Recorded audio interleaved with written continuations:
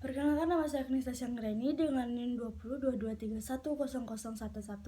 Baik, di sini saya akan menjelaskan atau menyampaikan hasil yang saya dapatkan dalam UAS kali ini.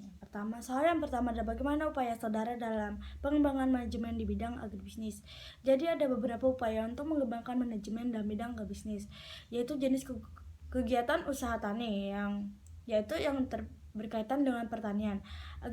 Agribisnis mencakup kegiatan produksi pertanian primer atau umum dikenal sebagai kegiatan usaha tani, serta kegiatan terkait dalam spektrum lunas yang reproduksi dan distribusi input pertanian, penyimpanan, pengolahan, dan juga distribusi komoditi.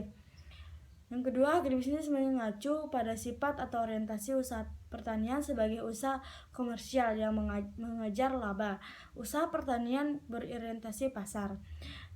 Tambahan laba merupakan motivasi utama dalam mengadopsi suatu teknologi baru. Oleh karena itu, tambahan laba dan penurunan biaya merupakan dua kriteria ekonomi teknologi unggul. Selanjutnya, usaha agribisnis bersifat otonom. Sebagai suatu perusahaan komersial, agribisnis dikelola secara bebas oleh pemiliknya dan sebesar-besarnya untuk kepentingan pemilik tersebut. Petani misalnya bebas dalam memilih komoditas, teknologi, dan penggunaan sarana maupun prasarana usaha tani yang digunakan. Soal yang kedua, implementasi yang berhubungan dengan prestasi, kinerja, kemampuan, lingkungan, dan juga motivasi dalam bidang agribisnis. Jadi, saya di sini mengambil implementasi usaha tanam padi. Dalam usaha tanaman padi, tentunya kita akan melakukan suatu sistem yang dinamakan POAC: planning, organizing, actuating, dan juga controlling.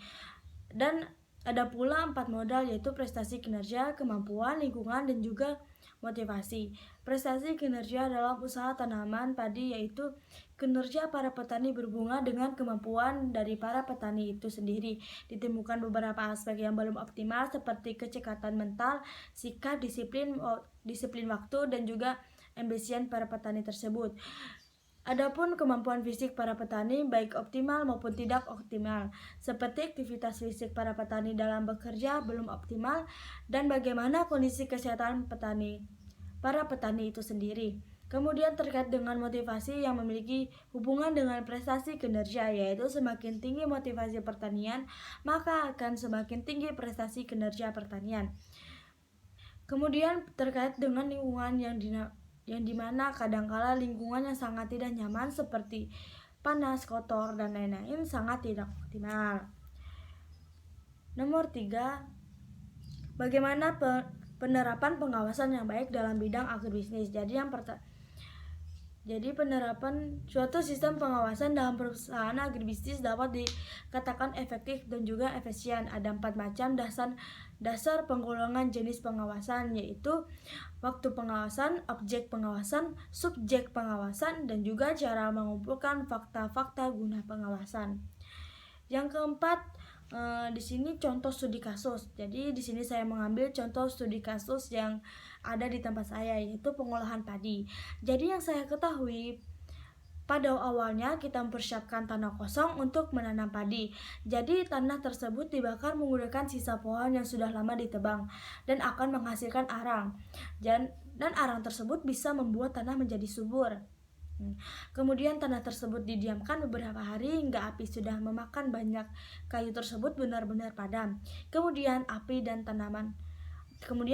padi ditanam dengan cara dimasukkan ke dalam lubang yang sudah dibuat menggunakan kayu khusus untuk menanam padi. Lalu padi tersebut dimasukkan.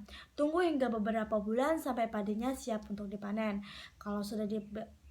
Kalau sudah dipanen, padi yang masih ada daunnya atau ada batangnya kita akan dipisahkan dengan cara tradisional yang pernah saya alami di kampung saya. Jadi memisahkan padi dari batang dan daunnya itu dengan cara diinjak di atas tikar khusus untuk memisahkan padi dari batang dan atau daunnya. Kemudian padi tersebut siap digiling dan menghasilkan beras. Sekian dari hasil saya. Mohon maaf jika ada salah kata atau kesalahan dalam pengerjaan. Mohon maaf. Terima kasih.